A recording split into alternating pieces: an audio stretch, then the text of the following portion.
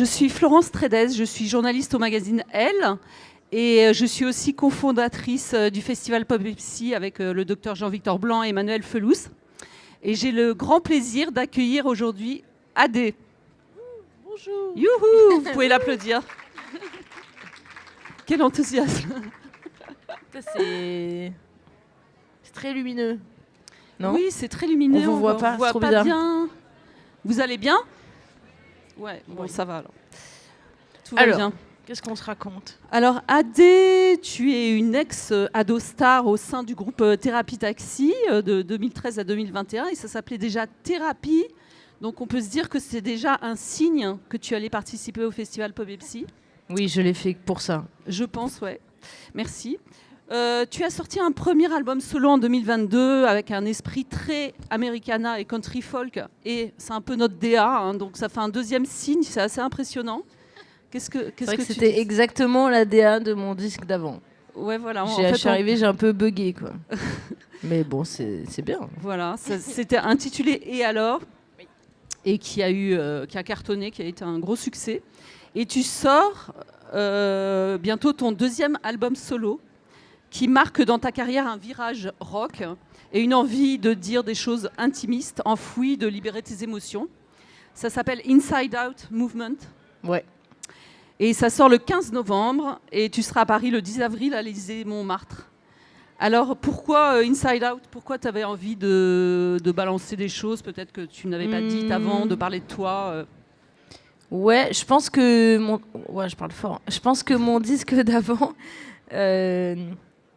en fait, j'ai pas fait exprès, mais je l'ai écrit vraiment en sortant du groupe.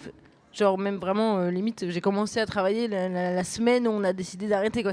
J'ai pas eu de temps de tampon entre les deux. Et donc, forcément, je l'ai écrit un peu en réaction, je pense. Et puis aussi, c'était le confinement. Donc, il y avait un truc super solitaire, doux, tu vois. J'avais juste une guitare, j'avais rien pour faire des prods et tout. Donc, ça m'a amené un truc très doux, qui est une partie de moi aussi, mais du coup, je pense que dans les textes, j'osais pas me dévoiler trop. Je pense que je voulais montrer que je pouvais faire autre chose aussi, en fait, que ce que je faisais dans le groupe, où j'avais une image un peu dure, un peu, c'était un peu provoque, machin. Et donc, je pense que je voulais, enfin, inconsciemment, je voulais vraiment faire un shift et dire non, mais je vais pas me répéter, je fais autre chose.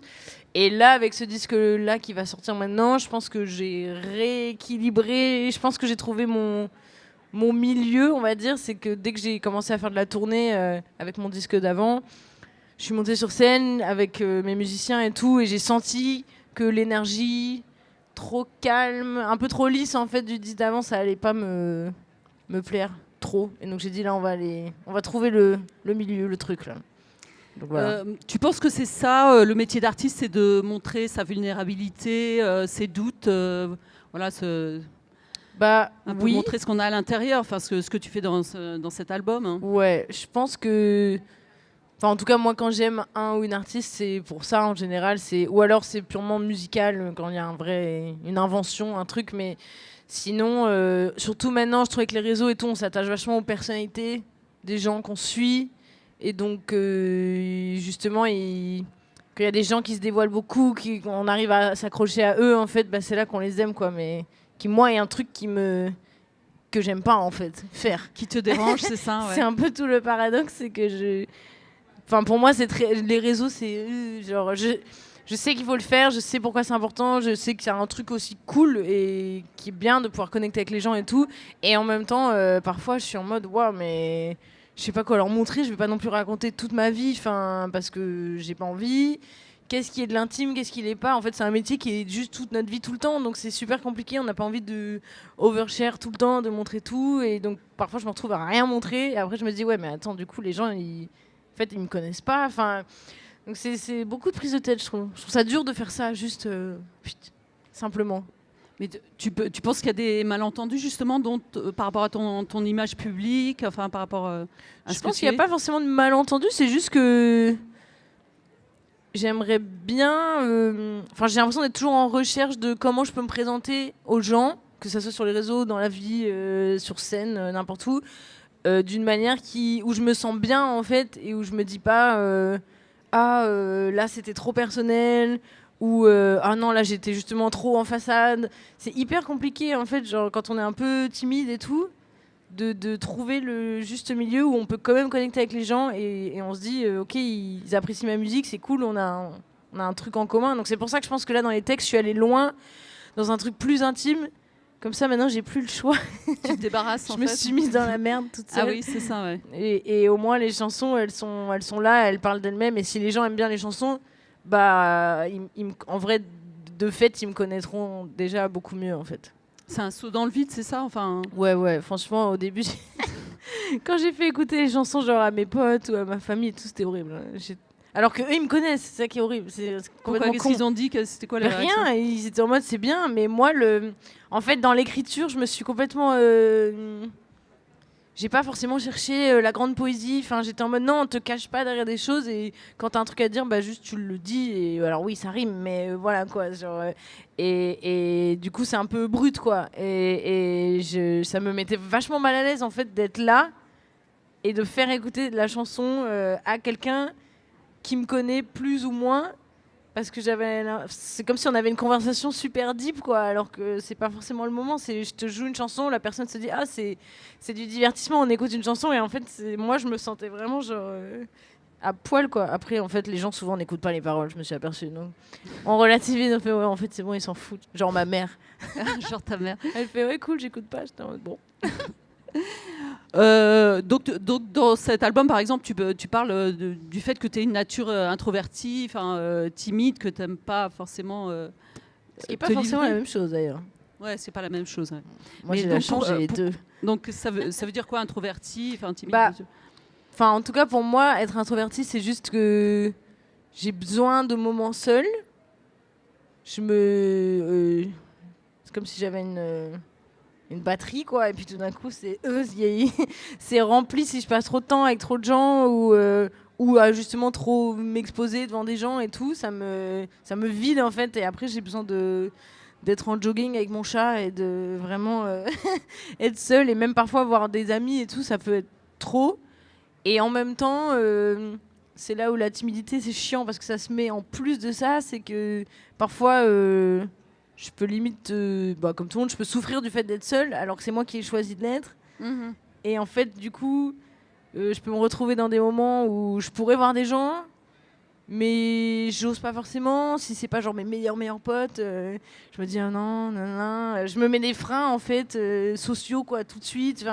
Et donc ça peut être un peu bizarre. Mais c'est ça qui est compliqué, c'est qu'en même temps, c'est juste 50% de mon taf d'être très seule pour écrire. Moi je travaille comme ça, je travaille vraiment seule, je compose, j'écris et tout toute seule pour que ça vienne de loin et en même temps les 50 autres % de mon taf c'est essayer de me montrer à un maximum de personnes sur les réseaux, faire des concerts, faire des conférences le truc qui me fait trop peur, des télés. Tu rougis là? Oui, voilà. Non, je oui, rigole. De toute façon, je rougis tout le temps. Là. Ouais. Donc, voilà, c'est un peu maso, quoi. Ouais. Parfois, je suis en mode, mais qu'est-ce que je fous, quoi. Mais bon, c'est comme ça. J'ai pas trop le choix. Ou alors, je dis, je fais un autre métier et je décide que je peux faire de la musique dans ma chambre et que je m'en fous que les gens l'écoutent. Et en même temps, j'ai quand même envie de la partager. Donc, Mais on est nombreux comme ça. Hein. Oui, en fait, on a toujours l'impression que les artistes sont extravertis, tout est facile, mais en fait, souvent, ils sont introvertis. Il y en a qui sont bons ou bonnes actrices et acteurs. Hein. Oui. Moi, j'ai pas trop ce talent. Quand je suis mal à l'aise, en général, ça se voit. Et est-ce que le concept de santé mentale, c'est quelque chose que... tu as été éduquée à ça parce qu'on en parlait chez toi, dans ta famille, hein?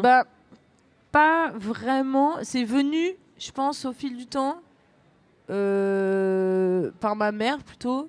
Mon père, il s'en fout. Mais en fait, c'est moi qui suis allée voir un psy quand j'avais genre 20 ans, je pense, un truc comme ça. Ou peut-être un peu plus, 22.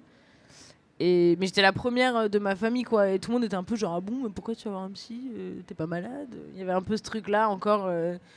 Et en fait, ma mère, elle voit pas de psy, mais elle fait de l'hypnose. Et elle, ça lui a ouvert tout un truc de prise de conscience sur son passé. Enfin voilà, il y a eu tout Et elle a vachement changé en fait grâce à ça. Et du coup, on a un peu connecté là-dessus sur le fait de prendre conscience des choses, d'essayer de changer des trucs, d'avancer, quoi, et de pas être genre, bah non, j'ai pas besoin de voir un psy, ou j'ai pas besoin de me regarder en face, ou ce genre de trucs, quoi. Et tu trouves ça important, justement, de libérer la parole sur la santé mentale Bah, grave.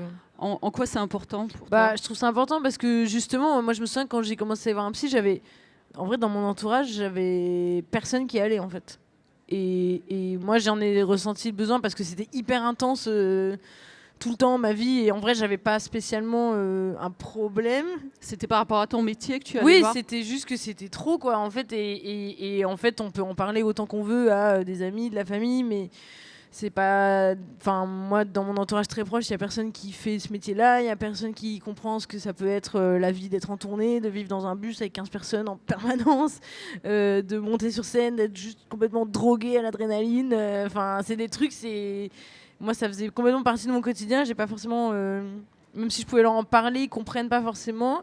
Et donc à un moment je me suis dit mais en fait si j'ai besoin d'un autre prisme d'écoute, au début, je suis juste allée comme ça parce que j'avais envie de parler en fait. Et après, petit à petit, j'ai commencé à vraiment voir qu'il y avait plein d'autres trucs évidemment et qu'en plus, ça m'intéresse vachement moi. Donc, enfin, parfois, je suis avec ma psy, je vois qu'on fait comme une découverte un peu, c'est un peu marrant quoi. Il y a comme une espèce de puzzle et tout d'un coup, elle me dit mais vous avez pensé à ça? Et là, je fais oh putain. Okay. En fait, j'adore. Après, je rentre chez moi, je suis en mode genre, c'est comme si c'était une petite découverte quoi. J'aime bien. C'est un peu comme faites entrer l'accusé, tu mènes une enquête sur ouais. toi-même. Bah complètement, mais je trouve qu'en vrai tout le monde devrait le faire. Enfin, je vois pas qui n'en a pas besoin en fait. Même les gens qui ont pas de problème, on n'est pas obligé d'avoir des problèmes quoi en fait. Donc ça fait de toute façon ça fait avancer et surtout c'est pas obligé que ça soit pour toute la vie. Il y a aussi ça, je pense que les gens ils se disent je rentre en thérapie. Ça y est, je suis partie pour 70 ans d'analyse, mais pas forcément. Moi, j'en ai fait 2 ans, après j'ai arrêté, après j'ai repris, avec quelqu'un d'autre. Ça peut être qu'un moment, voilà quoi. Et justement, tu as mieux compris pourquoi tu fais ce métier, pourquoi aussi. Alors, pas encore. Non, pas encore. J'ai pas encore décodé ce puzzle. Enfin, si, j'ai compris des trucs, mais c'est un peu deep, mais Ouais. mais ça va. Après, je sais pas si je comprendrai vraiment un jour. C'est un peu arrivé comme ça aussi pour moi. J'étais pas en mode genre oh, je vais faire de la musique, ça va être. J'ai eu de la chance en vrai, ça m'est un peu arrivé. J'étais en train de faire mes études, j'étais là bon ok bah vas-y et après je suis partie en mode ok je le fais à fond, mais j'ai pas du tout eu le temps de réfléchir à tous ces trucs là. Est-ce que j'ai vraiment envie, est-ce que c'est justement le fait de s'exposer, de faire un truc public, est-ce que c'est un truc qui me plaît, est-ce que ça me fait peur, en fait juste je suis allée. Et en plus, le groupe, ça a marché très fort, très vite. Et donc, ça a fait genre waouh. Et en même temps, comme j'étais dans un groupe, bah, on a un peu l'impression que ça nous arrive pas vraiment, puisqu'on partage le truc. Donc, moi, je me sentais un peu dans une bulle, quoi. Et c'est vraiment quand j'ai après commencé le projet solo, où là, j'ai fait ah oui, là, en fait, là, tous les sujets, ils sont multipliés par 10, quoi. Genre. C'est-à-dire, est-ce que tu peux expliquer justement, parce que nous on n'est pas des pop ça peut stars. être la pression déjà. Ça Ouais. peut. En fait, avant dans le groupe, on se partageait les trucs et puis moi, il y avait plein d'aspects où je m'en foutais un peu. En fait, j'étais là, oui, bah, ça se gère tout seul. Enfin, je sais pas, ça roule. Et puis on avait de la chance parce que ça marchait très très fort. Donc il y avait plein de trucs. Et effectivement, ça roulait tout seul, quoi. Et ça, c'était comme ça. Mais du coup, là, en partant au solo, je pense que j'ai eu un vrai besoin aussi de reprendre le contrôle sur ce que je voulais montrer, ce que je voulais partager, que ce soit la musique, que ce soit l'image, que ce soit tout, le discours. Et donc du coup, j'ai pas de management, et j'en ai toujours pas. Et donc il y a un truc où je me suis dit, ok, je me gère. En fait, je connais, je sais faire beaucoup de trucs, donc je vais contrôler ce que je veux. Et au bout d'un moment, c'est devenu genre waouh, super dur en fait, parce que je me retrouvais à vraiment tout gérer, même si j'ai un super label, mais Ça n'empêche. Et du coup, c'était un peu dur, quoi. Ça peut être du planning à la compta, à écrire les chansons, à tu veux quoi comme clip, tu veux t'habiller comment, tu vas dire quoi en promo demain, parce qu'après, il y en a une autre au téléphone, et puis après, machin, mais il faut que tu ailles dîner avec ta mère. Et puis, en fait, après, c'est quand on découpe, c'est que des trucs trop bien. Mais parfois, c'est dur de s'en rendre compte aussi que c'est trop cool. Hein. Et ça peut être juste c'est vachement angoissant. Et de voir des gens tout le temps nouveaux aussi, pour moi, ça, c'est un peu dur parfois. De serrer 15 pinces dans la journée et de devoir être c'est pas évident en fait. Pourquoi ? Parce que c'est des rapports un peu superficiels. Oui, grave. Il y a un truc. Il faut faire du small talk. Ça, c'est ma spécialité. Du washi-washa. Du gros washi-washa. Je suis très très nulle. Ouais. Ah ouais. Je suis là genre cool. C'est trop direct. Du coup, j'essaye de pas l'être. Du coup, en général, je dis rien, quoi. En fait, sinon, je vais dire des conneries, donc je préfère rien dire. Mais après, du coup, parfois, on me dit, dis donc, pas très sympa. Alors qu'en fait, si, je suis sympa. Mais juste, j'ai pas envie d'être trop... T'as l'impression de renvoyer une image qui n'est pas la tienne, un peu plus dure, un peu plus froide. En fait, on m'a beaucoup dit ça. Qui t'a dit ça ? Beaucoup de gens. Je crois que honnêtement, j'ai entendu dans ma vie tellement de fois le « Ah, mais en fait, ça va, t'es sympa ». J'étais là, mais putain, mais qui a dit que j'étais pas... Non, mais on sait pas, j'ai entendu ça. J'étais là, genre, mais... Et donc ça, je pense que c'est vraiment un truc de... je vois... En fait, moi, je capte souvent, et quand il y a des gens un peu timides, c'est vrai que moi, je les capte parce que... On est pareil, mais ça arrive souvent qu'on te dise que t'es hautain, que tu te la pètes, que gna gna gna, alors qu'en fait, t'es juste genre, t'as envie de rentrer chez toi et t'es juste pas à l'aise et tu sais pas quoi dire, donc tu parles pas en fait. Mais c'est vrai qu'on est dans un truc où on sent que c'est très attendu, que c'est trop cool, on va parler à tout le monde, on fait des photos, machin, c'est fun. Mais en fait, ça peut aussi, de l'autre côté, faire... ça fait peur, quoi. Donc ça dépend. Mais en vrai, je suis sympa. Je crois. Ouais. Est-ce que toute cette attention que tu as par ton métier, est-ce que ça peut... peut-être pas provoquer des troubles psychiques, mais je veux dire accentuer des choses. Tout d'un coup, ça met le doigt sur... c'est un peu extrême, quoi. Moi, ça va, parce que... Justement, je pense que j'ai commencé à aller voir une psy assez tôt dans le truc et ça m'a vachement aidé. Mais en revanche, je vois comment ça peut te rendre... De quelle façon ?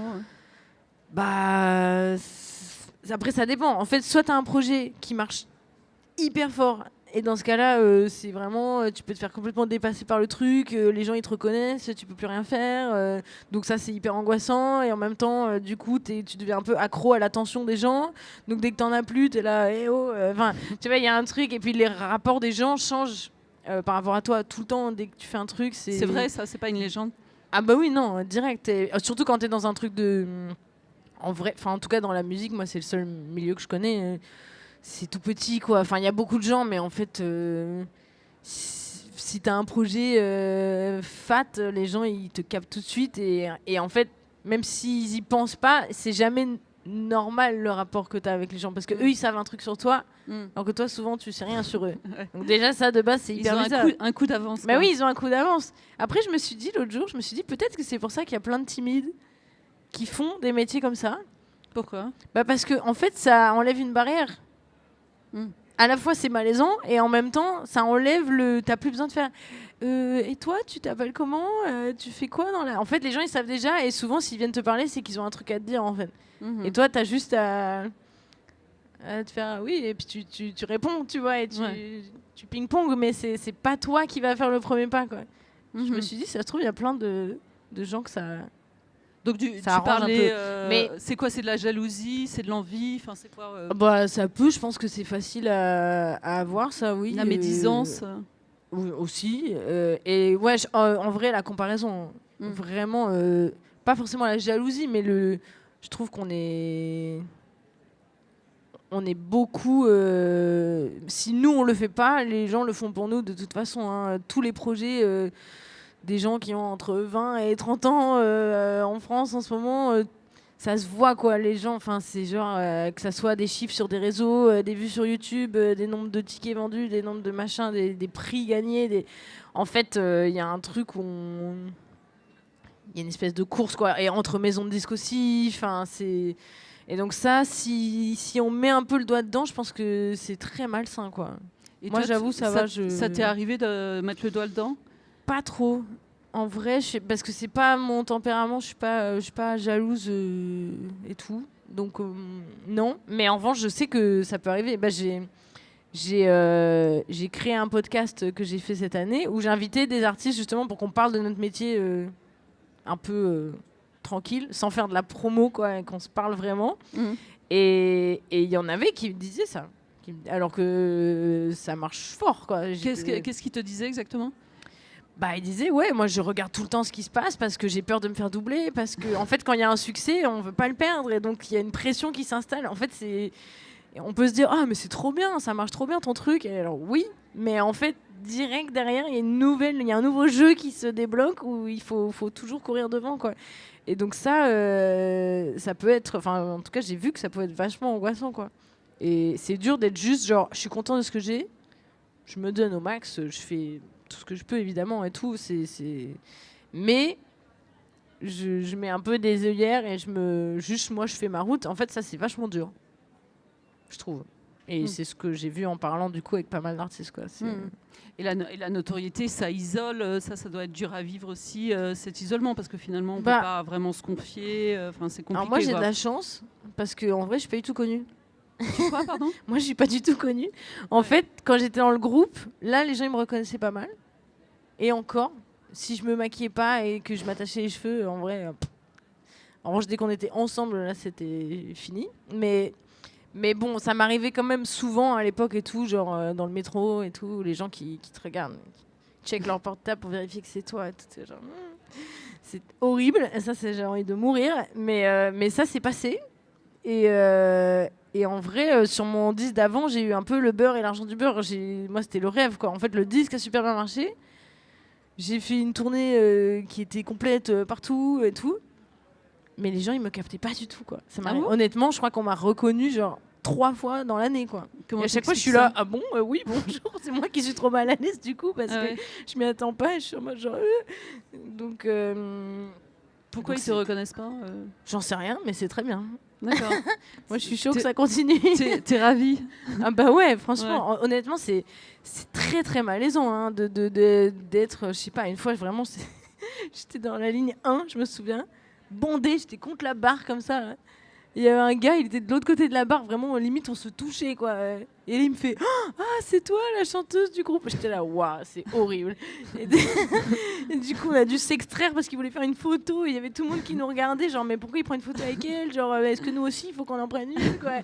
Et c'était horrible. Et en plus, il fallait pas du tout que je descende, donc j'avais encore genre 6 stations à attendre. C'était terrible. Mais il était très gentil. Mais moi, c'est vraiment le genre de truc, ça me met vraiment mal à l'aise, quoi. Je fais pas ça pour ça, quoi. Ouais.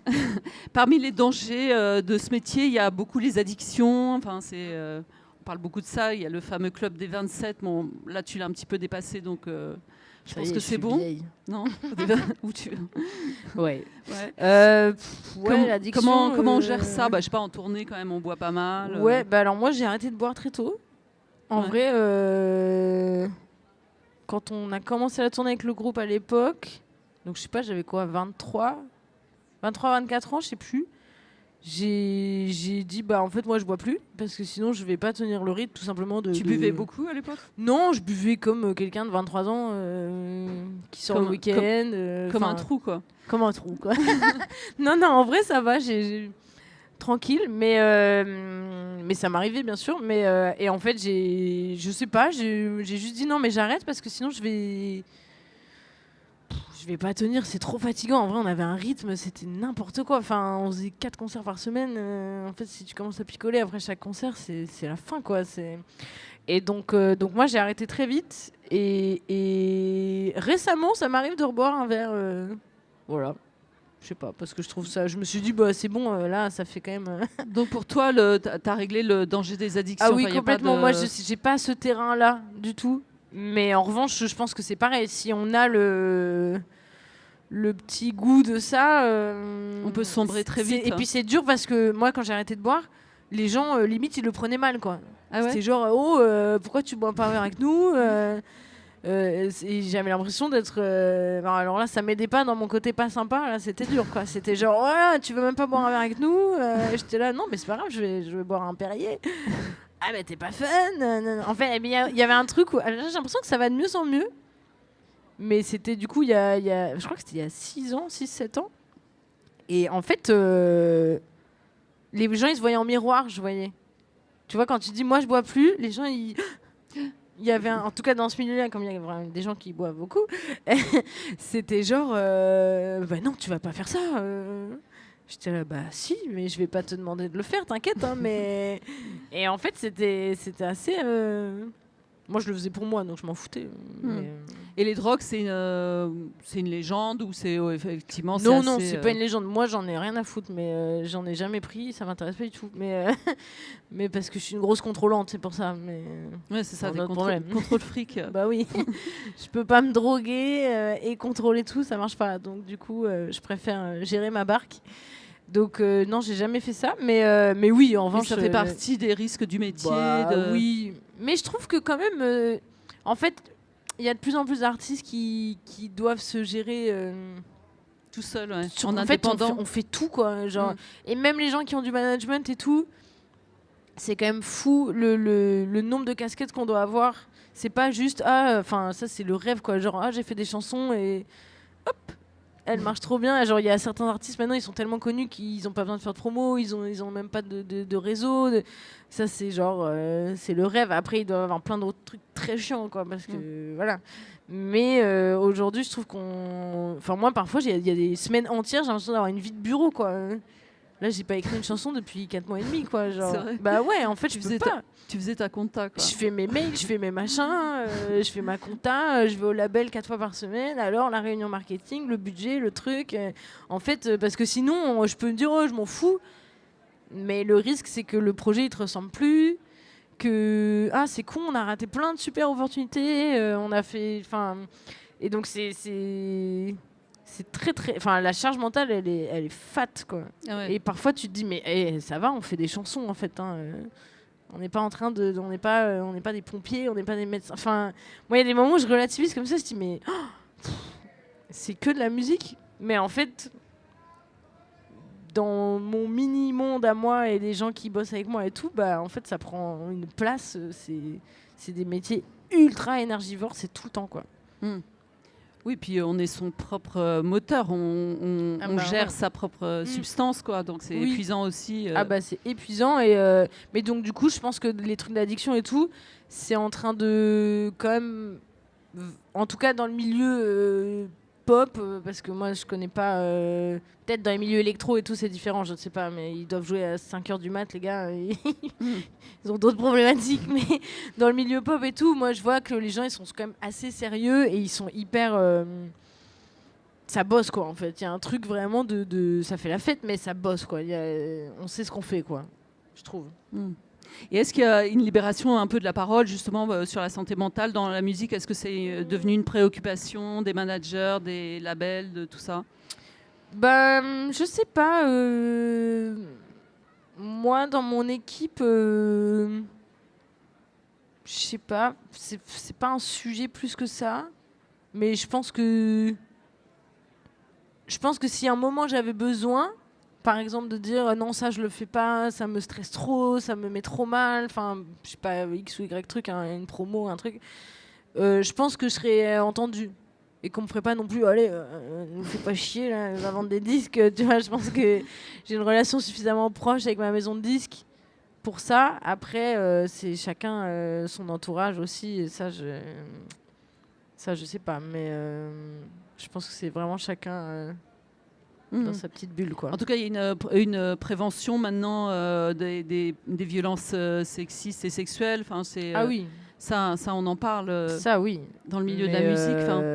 Est-ce c'est une question un peu bateau, mais est-ce que en tant que femme de jeune fille, est-ce que c'est plus difficile à gérer, tu dirais, enfin, ce métier? Est-ce que Je pense il y a beaucoup de sexisme encore, beaucoup oui, mais bon, en vrai, je pense comme partout, hein, c'est juste que nous, enfin, je pense que dans n'importe quel bureau, à la photocopieuse, il se passe les mêmes merdes, c'est juste que nous, on a un micro, donc c'est cool parce qu'on peut en parler. Mais en vrai, ça a quand même bougé parce qu'il y a des gens qui ont peur. En vrai, c'est les prédateurs qui ont peur en fait. Ouais. Donc les gens, ils ont fait. mais en vrai, ça disparaît. Ça va mettre du temps avant que ça disparaisse totalement. Et puis ça va passer aussi. Moi, en vrai, ça a été un facteur de. En fait, quand j'ai cherché ma nouvelle maison de disques après le groupe, j'ai eu de la chance parce que j'en ai rencontré plusieurs qui étaient intéressés, machin. Et en fait, je suis arrivée dans mon label, il n'y a que des meufs. Ah ouais. J'étais là, bah c'est bien ça. Et en fait, c'est très rare, c'est vraiment rare. Enfin, souvent, enfin en tout cas de ce que j'ai vu, je crois que c'est en train de changer de plus en plus, mais la tradition, c'est un peu que les femmes, c'est les RP et les stylistes, quoi. Et en fait, c'est en train de bouger, c'est en train d'avoir des chefs de projet, c'est en train d'avoir des directions artistiques et tout. Et ça, c'est trop bien. Et donc, moi, dans mon label, je suis vraiment plus que servie parce qu'il y a vraiment beaucoup de femmes. Et en vrai, c'est trop bien parce qu'avant, je bossais que avec des mecs. Ouais. Et toi, tu dirais que tu as souffert du sexisme, enfin, t'as eu des... Oui, mais je m'en rendais pas compte. Ah bon. Moi, j'ai mis vachement de temps avant de capter qu'il y a des trucs où c'était genre, mais non. Quoi, par exemple? Des trucs à la con, hein, mais même des mains au cul et tout, des trucs. Moi, j'étais en mode. C'est pas que je me disais, oh yes, c'est que je me disais rien en fait. Genre, je sais pas, j'étais en mode. T'as 22 ans, t'as signé en. Enfin, je sais pas, moi, j'étais complètement. J'étais un peu dans mon monde et aussi, c'est marrant parce que je vois maintenant que. Je sais pas, il y a des artistes même que je vois qui commencent à faire des trucs trop cool et tout. Et ils ont 22, 21, 23. Je suis en mode, putain, mais vous êtes tellement jeunes. Moi, j'avais l'impression, enfin, j'ai l'impression de maintenant commencer à vraiment me capter et savoir ce que j'accepte, ce que j'accepte pas, qu'est-ce que je fais pas. Et ça fait quasiment 10 ans que je fais ça, quoi. Je me dis, putain, eux, ils arrivent, ils ont 22, 23 ans, ils sont trop chauds. Ils mettent leurs limites, ils font leurs trucs. Et je trouve ça trop bien. Mais moi, j'avoue que ça a mis un peu de temps.